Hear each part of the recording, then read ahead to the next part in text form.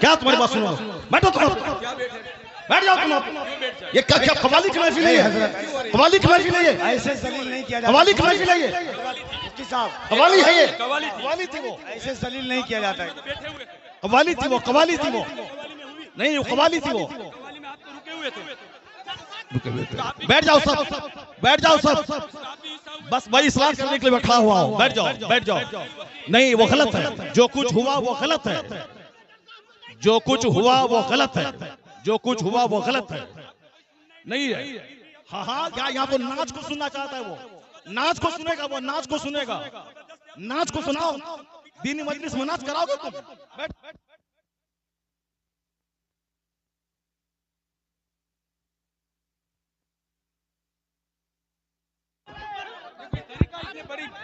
آپ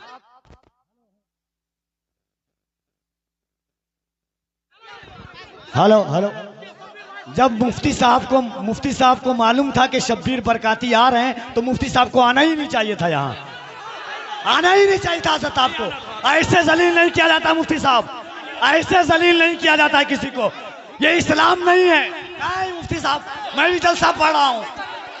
ایسے ذلیل ایک مہمان کو اس طرح ذلیل نہیں کیا جاتا ہے. یہ کوئی معاذرہ نہیں ہے. آپ جان رہے تھے کہ شبیر آ رہا ہے. حضرات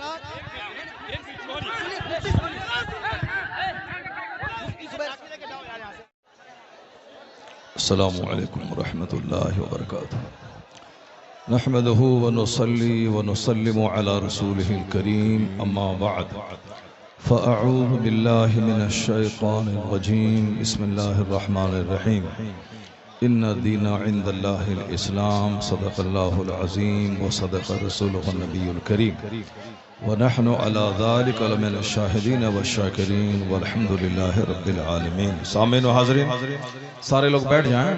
جناب مولانا قسیم الدین صاحب نے بہت زبردست مجمع جمع کیا اور ہزاروں کی تعداد میں سارے لوگ آ گئے.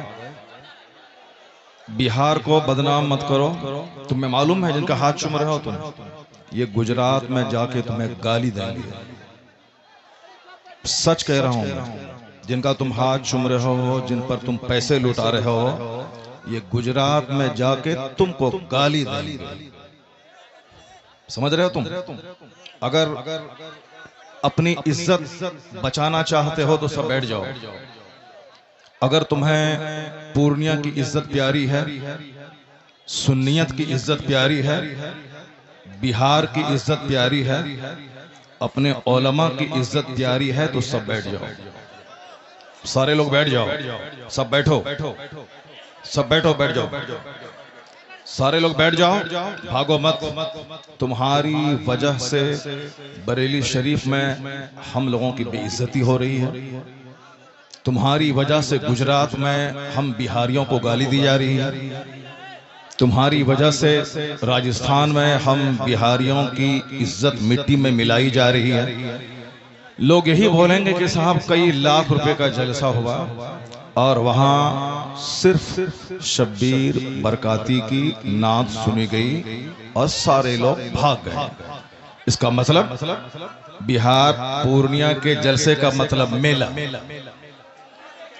تم سے زیادہ مجمع ہندوؤں کے مٹھ میں ہوتا ہے.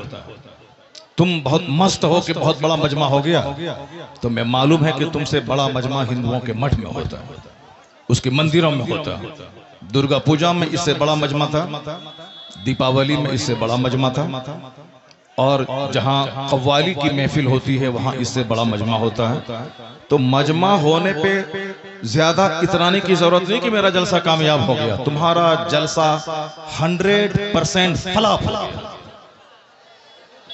یہ شہریار رضا قادری بول رہا ہے جو ہندوستان کے ہر خطے اور ہر شہر میں جا رہا ہے، اور میں کہہ رہا ہوں کہ 100% تمہارا جلسہ فلاح. تم صرف قوالی سننے آئے تھے، وہی جو دن رات تم موبائل میں سنتے ہو وہی سننے کے لیے آئے تھے. اسی کا نام جلسہ ہے، اسی کا نام کانفرنس ہے، اسی کا نام سیرت کا جلسہ ہے. وہ تو ہم پھنس گئے مجمع میں، ہم بیٹھ گئے. مفتی زبیر صاحب بھی پھنس گئے جو مجمع میں بیٹھ گئے. ہم اپنی برأت کا اظہار کرتے ہیں جو کچھ ہوا. مفتی صاحب قبلہ بھی اپنی برات کا اظہار کرتے ہیں تاکہ کل مت بولنا کہ مناظر اہل سنت قاضی سیمانچل بیٹھے ہوئے تھے، ان کے سامنے مجرا ہو رہا تھا. ہم لوگ اس سے بری ہیں. اگر راستہ ہوتا نکلنے کا تو ہم نکل گئے ہوتے. وہ راستہ نہیں تھا، بھیڑ کی وجہ سے ہم کچل جاتے، اس لیے ہم نہیں نکلے، مفتی صاحب بھی نہیں نکلے. باقی جو کچھ ہوا ہم اس سے بری ہیں. کل مت کہنا کہ مولانا شہریار بیٹھے ہوئے تھے، ان کے سامنے مجرا ہوا. یہ کیا چیز ہے؟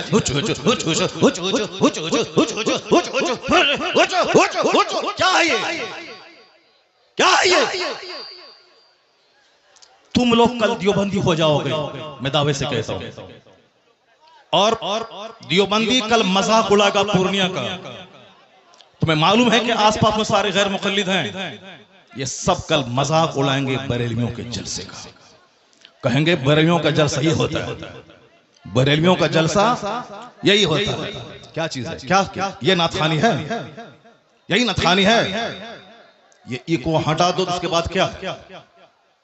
ایکو تم ہٹا دو، میرے مدرسے کا بچہ اس سے اچھی نعت پڑھتا ہے، عربی کالج کا بچہ اس سے اچھی نعت پڑھتا ہے. یہ ہچڑ کا نام ناتخوانی ہے. کیا کیا تم نے؟ سنیت کو بدنام کیا، بریلویت کو بدنام کیا، مسلک اعلی حضرت کو بدنام کیا. رات کے کتنے بج رہے ہیں؟ 2:10. کتنے بج رہے ہیں؟ ٹائم دیکھو تم.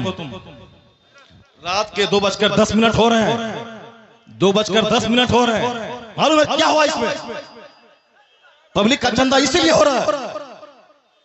بیٹھ جاؤ. اگر بہار کی عزت پیاری ہے تو بیٹھ جاؤ.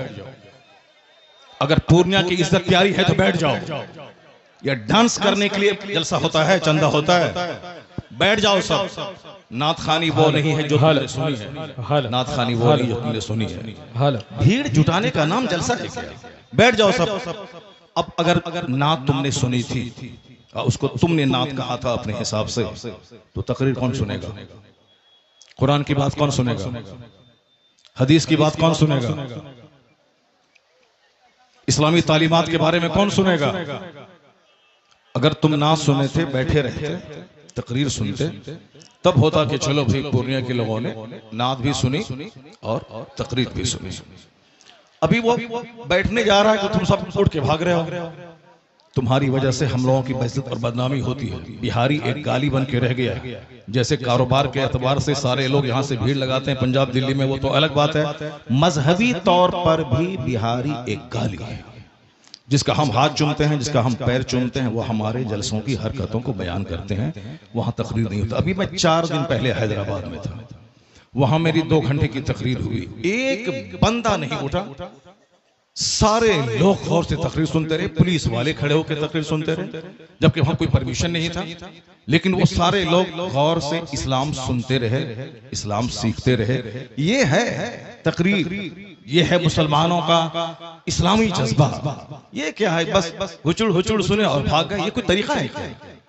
یہ کوئی طریقہ ہے کیا؟ یہی نعت ہو گئی کیا؟ نہیں، میں اس سے بری ہوں. میں قطعاً کبھی نہیں پسند کرتا ہوں اس طرح کی نعت خوانی کو.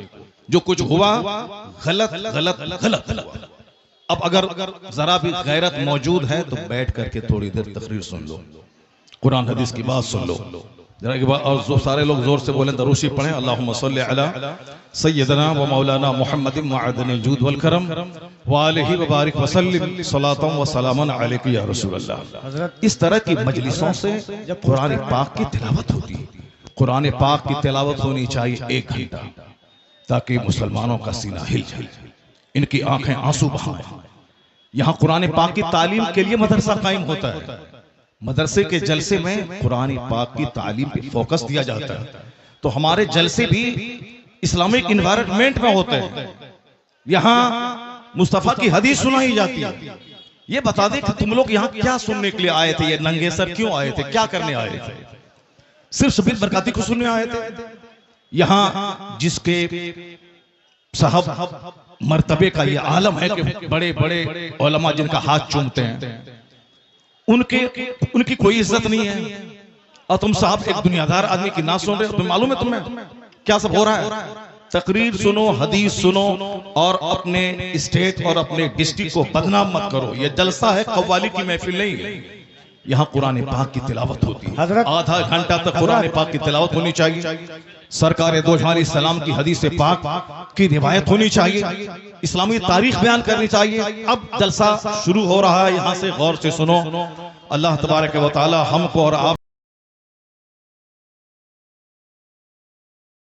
سارے مسلمانوں کو جلسے کی قدر کرنے کی توفیق عطا فرمائے۔ ذرا ایک بار زور سے بولو سبحان اللہ، ہاتھ اٹھا کے بولو لا الہ الا اللہ محمد الرسول اللہ صلی اللہ علیہ وسلم۔ کنتم خیر امت اخرجت للناس تعمرون بالمعروف وتنہون عن المنکر۔ تم بہترین امت ہو، تم بہترین امت ہو جو لوگوں کی طرف بھیجے گئے ہو، اور تمہاری ڈیوٹی ہے نیک راہ پہ چلنا، نیکی کا پیغام دینا، اور تمہاری ڈیوٹی ہے برائیوں سے روکنا۔ کیا ہوا جی؟ بیٹھ جاؤ تم وہاں پہ، بیٹھو ننگے سر بیٹھ کیا کرنے آیا تم؟ بیٹھو تم وہاں پہ، کیا تمہاری بات سنو؟ بیٹھو تم وہاں پہ، بیٹھ جاؤ تم وہاں پہ۔ یہ کیا قوالی کی محفل ہے؟ حضرت قوالی کی محفل ہے یہ؟ ایسے ذلیل نہیں کیا جاتا، قوالی کی محفل ہے یہ؟ مفتی صاحب قوالی ہے یہ؟ قوالی تھی وہ، ایسے ذلیل نہیں کیا جاتا ہے۔ قوالی تھی وہ، قوالی تھی وہ، نہیں وہ قوالی تھی وہ۔ بیٹھ جاؤ سب، بیٹھ جاؤ سب، بس بھائی اسلام کرنے کے لیے بیٹھا ہوا ہوں، بیٹھ جاؤ بیٹھ جاؤ۔ نہیں وہ غلط ہے، جو کچھ ہوا وہ غلط ہے، جو کچھ ہوا وہ غلط ہے، جو کچھ ہوا وہ غلط ہے، نہیں ہے۔ ہاں ہاں کیا یہاں تو ناچ کو سننا چاہتا ہے وہ، ناچ کو سنے گا وہ، ناچ کو سنے گا، ناچ کو سناؤ، دینی مجلس میں ناچ کراؤ گے تم؟ بیٹھ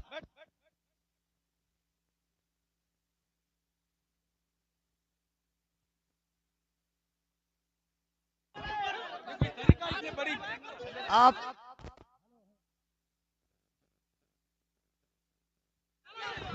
ہلو جب مفتی صاحب کو معلوم تھا کہ شبیر برکاتی آ رہے ہیں تو مفتی صاحب کو آنا ہی نہیں چاہیے تھا، یہاں آنا ہی نہیں چاہیے تھا حضرت آپ کو۔ ایسے ذلیل نہیں کیا جاتا مفتی صاحب، ایسے ذلیل نہیں کیا جاتا ہے کسی کو، یہ اسلام نہیں ہے۔ نہیں مفتی صاحب میں بھی جلسہ پڑھ رہا ہوں، ایسے ذلیل ایک مہمان کو اس طرح ذلیل نہیں کیا جاتا ہے، یہ کوئی معاذرہ نہیں ہے۔ آپ جان رہے تھے کہ شبیر آ رہا ہے حضرات۔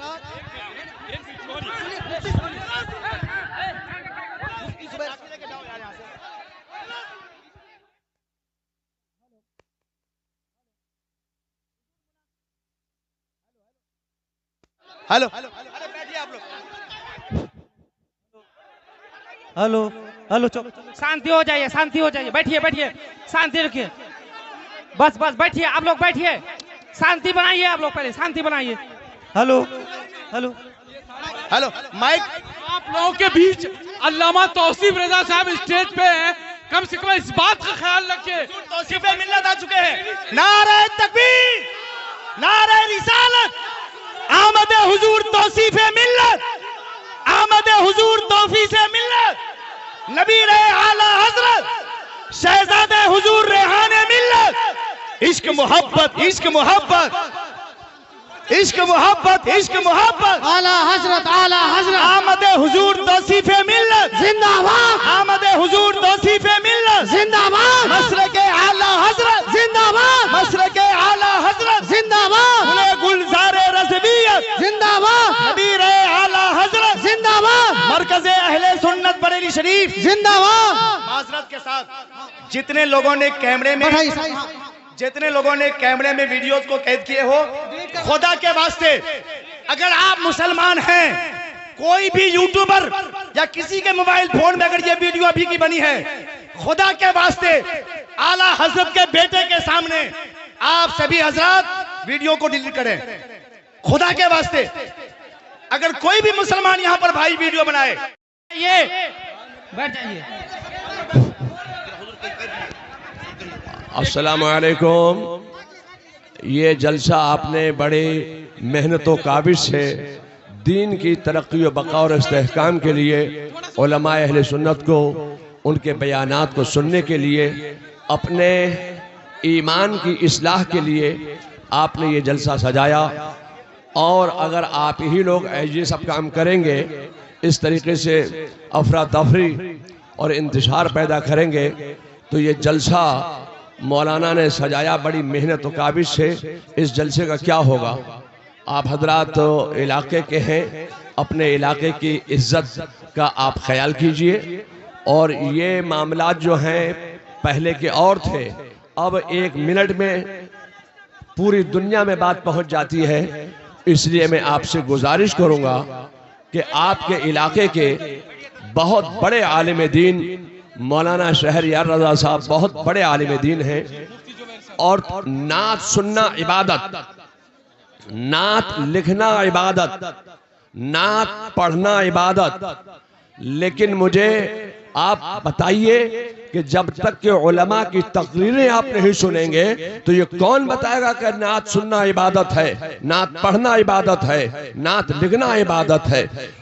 علماء کی تقریریں سے ایمان سلامت ہوگا، عقیدہ محفوظ ہوگا، تو علماء کی تقریر سننا پہلے، نعت سننا یہ بعد میں۔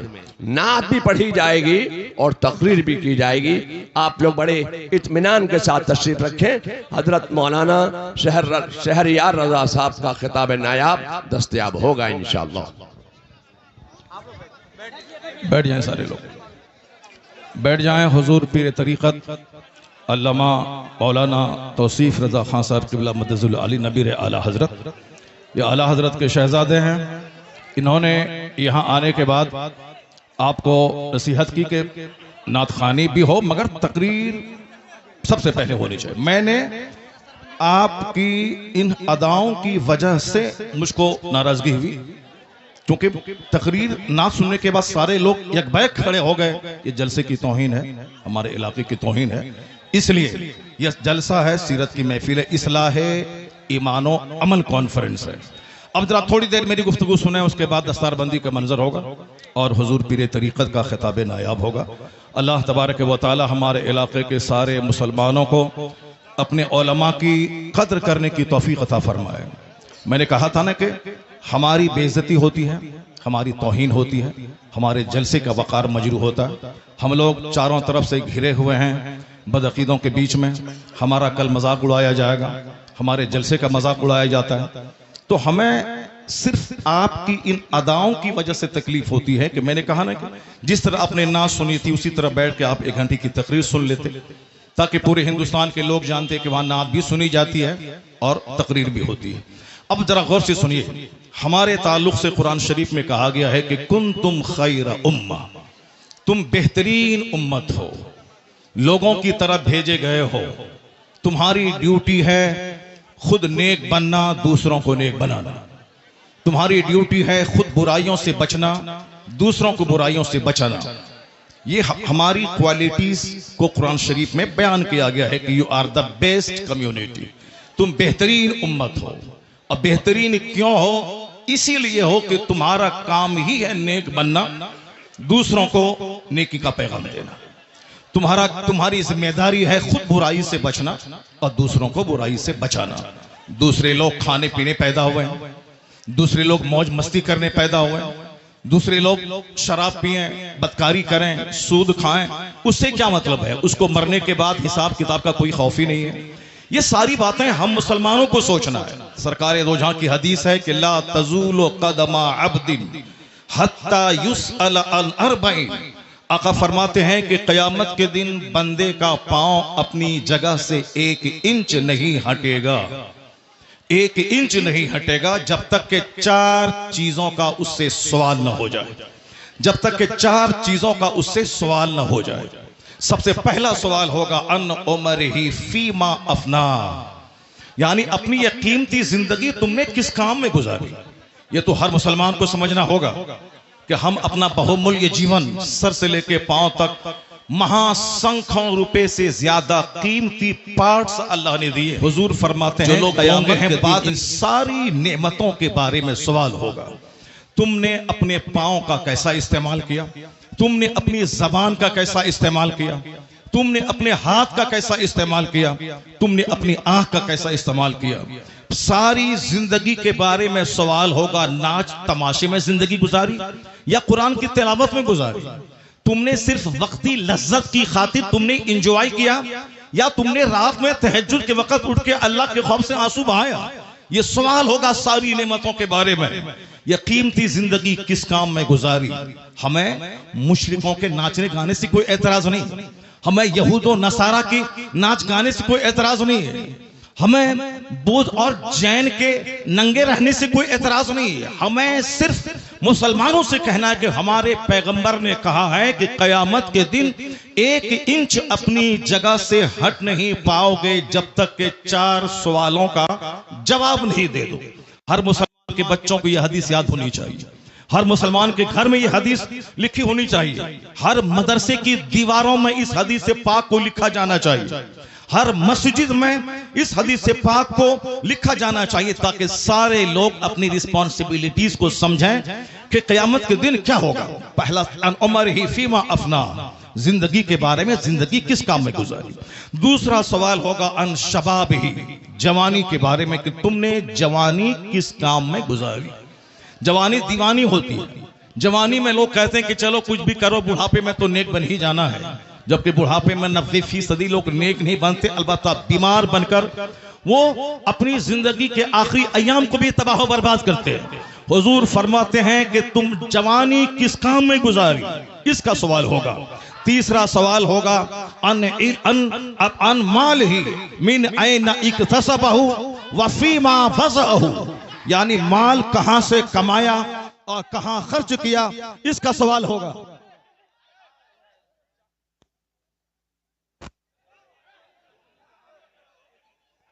چلو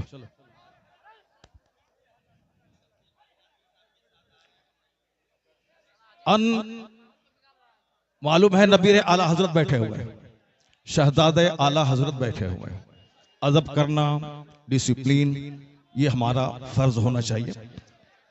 مائک کی آواز دو، مائک کی آواز دو، حضرت کہہ رہے ہیں کہ آپ بولتے رہیے، بیٹھ جاؤ بیٹھ جاؤ بیٹھ جاؤ بیٹھ جاؤ بیٹھ جاؤ۔ حضور فرماتے ہیں کہ مال کے بارے میں سوال ہوگا۔ اب مال ہی من این اکتسبہ وفیما فزعہ، تم نے مال کہاں سے کمایا، کس راستے میں خرچ کیا، یہ سوال قیامت کے دن ہوگا۔ چوتھا سوال ہوگا جو کچھ تم نے جانا، جو کچھ تم نے خطاب کے ذریعے سنا، جو کچھ تم نے پڑھا، اس پر کتنا عمل کیا۔ یہ بنیادی باتیں ہیں، ہر مسلمان کو معلوم ہونا چاہیے۔ نماز پڑھنا فرض اعظم ہے، یہ ہر مسلمان کو معلوم ہونا چاہیے۔ روزہ رکھنا بہت بڑا فرض ہے، ہر مسلمان کو معلوم ہونا چاہیے۔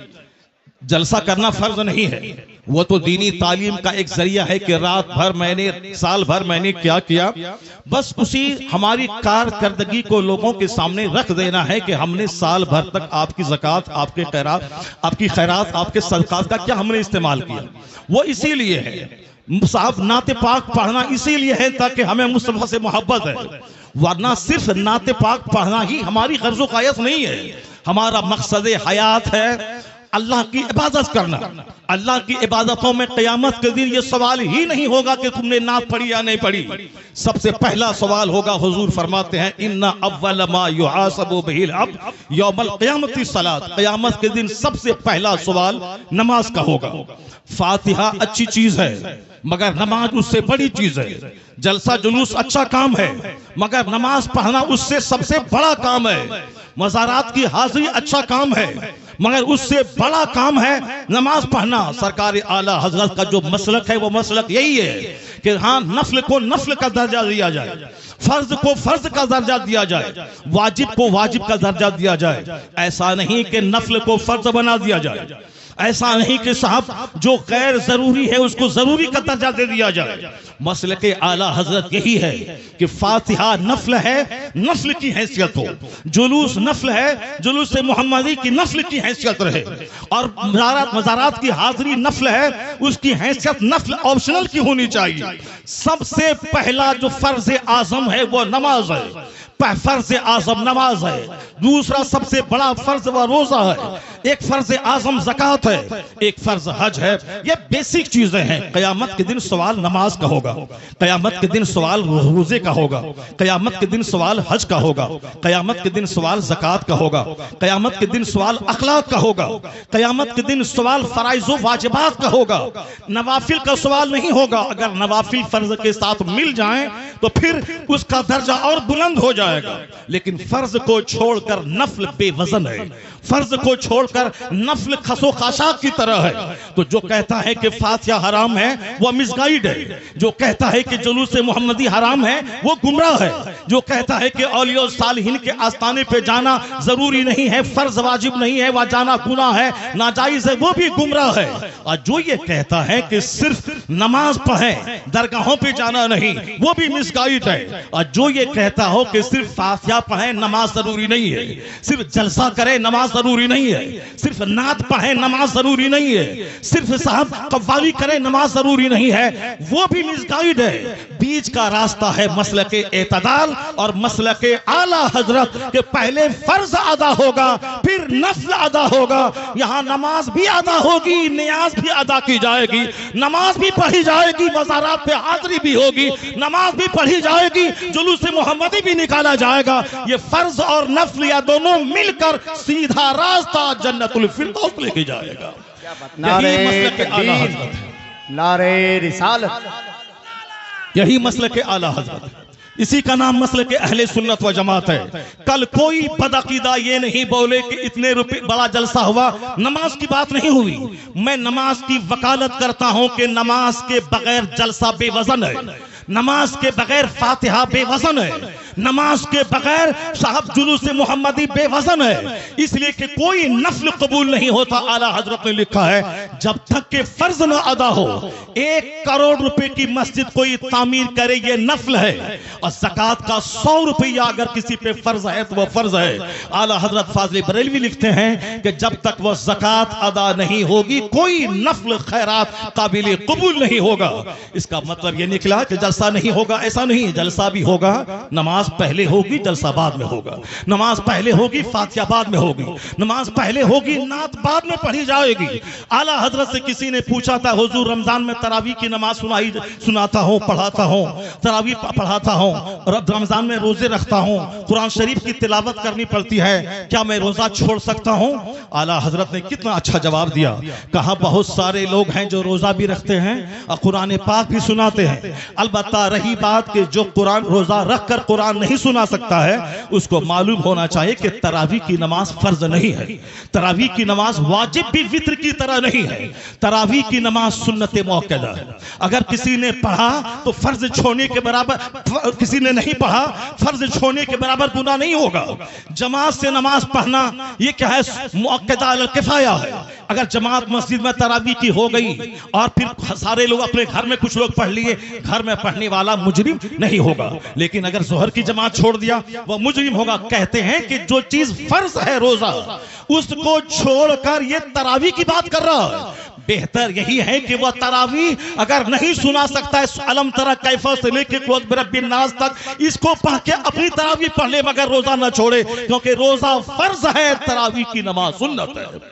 یہ فرض کو فرض سمجھا جائے، نفل کو نفل سمجھا جائے. جنون اور مجنون بن کے یہ نہ بتایا جائے جلسے اور جلوس اور اپنے عالموں کی توہین نہیں کی جائے. ہماری سب سے بڑی وڈمبنا یہی ہے کہ ہم لوگ غیر ضروری کو ضروری سمجھتے ہیں. اللہ پر وشواس کریں. اللہ رب العزت ہی عزت دینے والا، وہی بندوں کو ذلیل کرنے والا، وہی مدرسوں کو ترقی دینے والا، وہی لوگوں کے دلوں میں اللہ ہی محبت ڈالنے والا ہے. بے شمار لوگوں نے بڑے بڑے جلسے کیے، مدرسے میں تعلیم نہیں ہوئی، وہ مدرسہ اجڑ گیا. میں نے مختصر سی زندگی میں اس کو دیکھا ہے. لیکن جن لوگوں نے محنتیں کی، 5 سال کے بعد جلسہ کیا، اور اگر اچھے عالم، اچھے حفاظ انہوں نے دیا، اس کے پاس بچوں کے رکھنے کی جگہ نہیں ہے. اتنے بچے ہیں کہ وہ رکھ نہیں سکتا ہے. اصل کوالٹی علم کی ہے، اصل کوالٹی ہے آپ بچوں کو اچھی تعلیم دیجئے، ایجوکیشن دیجئے، نہ کہ بہت بڑی بھیڑ بھاڑ جھا کر کے اور اپنے اپنے مدرسے کو فروغ دیا. مدرسہ فروغ پاتا ہے علم سے. میں تمام سنی مدارس کے لوگ ذمہ داروں سے کہتا ہوں تعلیم پہ فوکس دیں, درسگاہ پہ فوکس دیں, اچھے عالم کو رکھیں, اچھے حفاظ کو رکھیں. اگر ایک بچہ فارغ ہوا, اگر صحیح ڈھنگ سے قرآن سنایا تو سارے لوگ یہی کہیں گے یہ بتا دے تو کس مدرسے میں پڑھا ہے, وہ تیرا استاذ کون ہے. یعنی وہی ایک بچہ آپ کا سب سے بڑا پرچارک ہو جائے گا. وہی ایک بچہ آپ کے مدرسے کی خوبیوں کو دوسروں کے سامنے ایگزیبیشن کرنے والا ایک زبردست علم بردار ہو جائے گا. آپ نے 10 بچوں کو آپ نے نکال دیا اور کوالٹی اس میں نہیں ہے. وہ جہاں بھی جائیں گے مدرسوں کو بدنام کریں گے کہ کس استاذ نے تجھ کو پڑھایا ہے, کس مدرسے میں تم نے پڑھایا ہے. کوالٹی پہ زور دینا. بس آخری بات سن لے, ابھی مسلمانوں کے چہرے پہ ہوائیاں اڑ رہی ہیں کہ ہمارا مستقبل کیسا ہے, ہمارا فیوچر کیسا ہے, ہمارا آنے والا دن کیسا ہے. آپ کو میں یقین دلاتا ہوں کہ اسلام کا آنے والا دن اتنا سنہرا ہے کہ کوئی دن ایسا نہیں گزرتا جس دن کوئی پڑھا لکھا آدمی کلمہ پڑھ کے مصطفیٰ کا غلام نہ بنتا ہو. کوئی دن ایسا نہیں گزرتا جس دن امریکہ جیسے ہائیلی کوالیفائیڈ اور ترقی یافتہ ملک کا کوئی ایک دانشور کلمہ پڑھ کے مومن نہ ہوتا ہو. یا جوش میں یہ باتیں نہیں بولی جاتی ہیں, بلکہ یہ باتیں دلائل اور پروف کے ساتھ کی جاتی ہیں. آپ اگر پڑھے لکھے آدمی ہیں, ہمارے بچے اسکول کالج میں پڑھتے ہیں, میں ان بچوں کو کہتا ہوں, ایک نام آپ نے سنا ہوگا جان ڈی راک فیلر کا. ہمارے شیخ بیٹھے ہوئے ہیں, شیخ کا دورہ لندن ہوتا ہے, ہمارے حضرت کا دورہ امریکہ ہوتا ہے, ہمارے حضرت کا دورہ افریقہ ہوتا ہے. وہ ساری دنیا کے حالات سے باخبر ہیں. میں اپنے شیخ کو کہتا ہوں کہ جان ڈی راک فیلر وہ دنیا کا سب سے پہلا ارب پتی. آج کی تاریخ میں بے شمار ارب پتی ہیں, ٹاٹا, برلا, جندل, متل, اڈانی, امبانی, یہ سارے کے سارے ارب پتی ہیں. لیکن جان ڈی راک فیلر وہ دنیا کا سب سے پہلا امریکہ کا ارب پتی, بلینئر, ملینئر نہیں بلینئر, یعنی ارب پتی جن کے پاس کھربوں کی دولت تھی. 53 سال کی عمر میں وہ کھرب پتی بیمار ہو گیا. بیمار ہونے کے بعد اب ان کو لگا کہ اب جیسے کہ میں مر جاؤں گا. جب مر ہی جاؤں گا, اکثر آج کل یہ ڈپریشن کا مرض بڑھ رہا ہے عورتوں میں بھی اور مردوں میں بھی. عورتیں بھی کہتی ہیں کہ اب مجھ کو ایسا لگتا ہے کہ میں مر جاؤں گا. مرد بھی کہتے ہیں کہ تھوڑا سا بیمار ہوا, بخار ہوا اور لگتا ہے کہ جیسے کہ اب میں مر جاؤں گا. یہ مرنے کی باتیں تو اب ٹھیک ہے, اچھی بات ہے, میں مر جاؤں گا, لیکن مرنے کے بعد جہاں جاؤں گا وہاں کے لیے تو کام بڑھا دینا چاہیے, وہاں کے عبادت بڑھا دینی چاہیے. صرف خوف ہے کہ میرے بچوں کا کیا ہوگا, میری بچی کا کیا ہوگا. نہیں, عقل مند وہ ہے جس کو لگے کہ اب میں مر جاؤں گا تو اس کو عبادت بڑھا دینی چاہیے, سجدہ بڑھا دینی چاہیے, تلاوت بڑھا دینی چاہیے, گناہوں سے سچی توبہ بڑھا دینی چاہیے. یہ ہونا چاہیے, نہ کہ صاحب بال بچوں کے خوف میں موت سے گھبرانا چاہیے. وَمَن يَتَوَكَّلْ عَلَى اللَّهِ فَهُوَ حَسْبُهُ, جو اللہ پہ بھروسہ کرتا ہے اللہ اس کے لیے کافی ہوتا ہے. قرآن میں آیا ہے لا تقتلوا اولادکم خشیۃ املاق, غریبی کے ڈر سے بچوں کو قتل مت کرو, میں تجھے بھی روزی دیتا ہوں, تیرے بچوں کو بھی روزی دوں گا. روزی دینے والا اللہ ہے. وہ امریکہ کا کھرب پتی, اس نے سوچا کہ اب جب مجھ کو مر ہی جانا ہے تو اب کیوں نہیں صدقات و خیرات کر کے میں مروں. اپنی دولت کا ایک بڑا پارٹ میڈیکل ایکسپرٹ کے خرچ پہ انہوں نے ڈونیٹ کیا کہ نئی بیماریاں اس کے علاج اور ٹریٹمنٹ دریافت کرنے کے پیچھے میری دولت کا ایک بڑا حصہ خرچ ہوگا.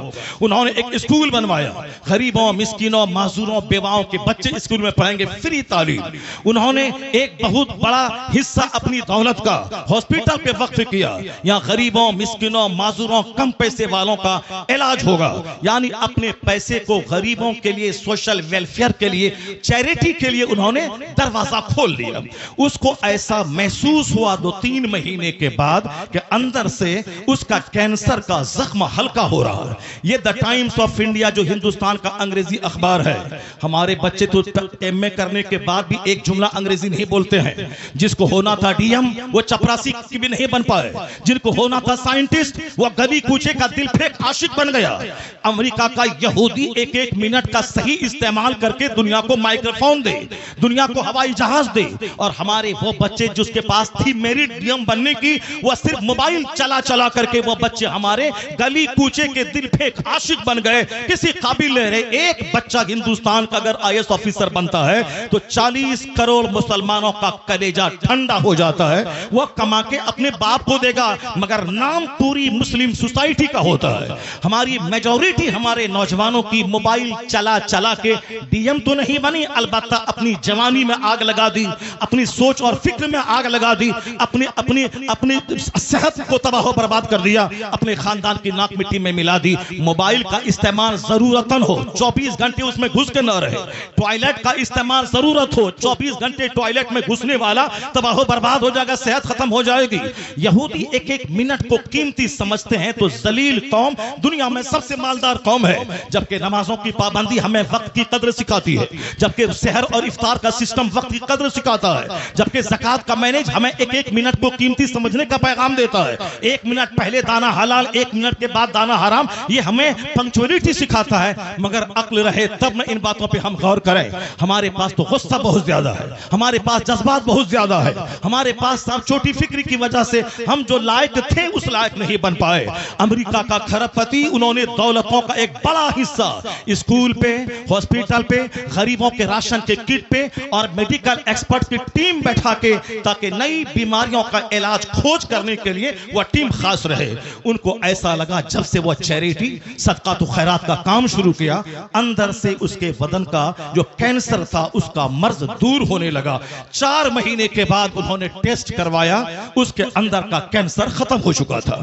اب وہ شخص دنیا والوں کو بتایا کہ دنیا والا گواہ رہے، دنیا والا گواہ رہے کہ چیریٹی سے بیماری کا علاج ہوتا ہے، صدقہ سے بیماری کا علاج ہوتا ہے، خیرات سے بیماری کا علاج ہوتا ہے۔ انہوں نے کہا خیرات سے بیماری کا علاج، بیماری کے علاج کے جتنے طریقے ہیں اس میں سب سے بڑا طریقہ یہ بھی ہے کہ چیریٹی اور خیرات سے بیماریوں کا علاج ہوتا ہے۔ صدقہ تو خیرات سے مریض صحت مند ہوتے ہیں، صدقہ تو خیرات سے مریض صحت یاب ہوتے ہیں، صدقہ تو خیرات سے مریض صحت یاب ہوتے ہیں۔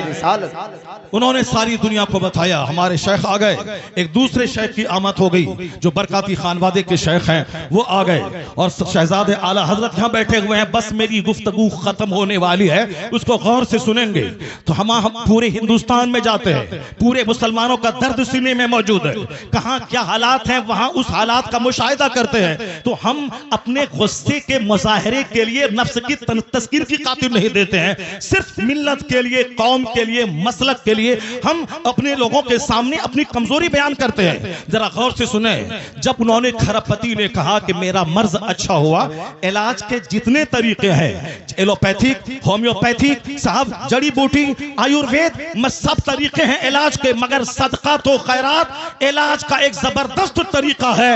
تو جو بات جان ڈی راک فیلر نے آج کہی، یہی بات مصطفیٰ نے 1400 سال پہلے کہی تھی کہ داؤ مرضاکم بالصدقہ وحسنوا اموالکم بالزکاۃ۔ مصطفیٰ نے کہا اپنے مریضوں کا علاج صدقہ کر کے کیا کرو۔ تو آج 1400 سال کے بعد امریکہ کا کھرب پتی اپنے تجربے سے دنیا کو بتایا کہ صدقہ سے ایک بیمار ٹھیک ہوتا ہے۔ جو بات مصطفیٰ نے 1400 سال پہلے کہی، وہ امریکہ کا کرسچن ذاتی تجربے سے بتا دیا کہ مصطفیٰ کا قول سچا ہے، مصطفیٰ کا مذہب سچا ہے اور خیرات سے علاج ہوتا ہے۔ تو آج جیسے دانشوروں کے بیچ مصطفیٰ کی حدیث کی صداقت سامنے آ رہی ہے، کلمہ پڑھنے والوں کی تعداد میں زبردست اضافہ ہوتا چلا جا رہا ہے۔ اسلام کبھی خطرے میں نہیں تھا اور آج بھی خطرے میں نہیں ہے۔ جیسے جیسے علم بڑھ رہا ہے، جیسے جیسے ریسرچ بڑھ رہی ہے، جیسے جیسے تحقیق بڑھ رہی ہے، ویسے ویسے مصطفیٰ کے غلاموں کی تعداد میں اضافہ ہوتا جا رہا ہے۔ اسلام کے تعلق سے آپ بے فکر ہو جائیں، اپنی فکر کریں کہ میرا مرتے وقت کیا ہوگا، میرا قبر میں کیا ہوگا، میرا حشر میں کیا ہوگا، کل اگر میں مر گیا تو میرا کیا ہوگا۔ اسلام کے بارے میں زیادہ فکر کرنے کی ضرورت نہیں ہے۔ اسلام بہت زندہ تابندہ مذہب ہے، پوری دنیا کے ہر گوشے میں، ہر خطے میں اسلامی چراغ روشن ہو رہا ہے۔ جتنے بھی لوگوں نے اسلام کا چراغ بجھانا چاہا وہ سب بجھ گئے، ان کی عزتیں مٹی میں مل گئیں، ان کے آباء و اجداد دشمنی کی آگ میں جل کر مٹی میں مل گئے۔ اسلام مسکرا رہا ہے، مدرسہ مسکرا رہا ہے، مسجدیں مسکرا رہی ہیں، اذان مسکرا رہی ہے، ہمارے مشائخ کے چہرے کی داڑھیاں، ان کے سروں کی پگڑیاں مسکرا رہی ہیں. کبھی اسلام خطرے میں نہیں تھا اور آنے والے وقت میں بھی جیسے جیسے علم کا اجالا پھیلے گا مصطفیٰ کے غلاموں کی تعداد میں اضافہ ہوتا چلا جائے گا. ہے نور خدا کفر کی حرکت پہ خندہ زن، پھونکوں سے یہ چراغ بجھایا نہ جائے گا. اللہ تبارک و تعالی مدرسہ غوثیہ سراج العلوم کو سلامت رکھے، مولانا قاسم الحق صاحب کو سلامت رکھے، ان کے مدرسے کی محبتیں علاقے کے سارے مسلمان کے دلوں میں عطا فرما دیں. یہاں کے سارے منتظمین، اراکین اور تمام پڑھنے والے بچے، سارے اساتذہ سبوں کو اخلاص کے ساتھ دینی خدمت کرتے رہنے کی توفیق عطا فرمائے. ہمارے شیخ کو اللہ لمبی عمر عطا فرما دے. اللہ تعالیٰ انہیں اور پوری دنیا میں گھوم گھوم کر مسلک اعلیٰ حضرت کی دھوم مچاتے رہنے کی توفیق عطا فرمائے. آمین.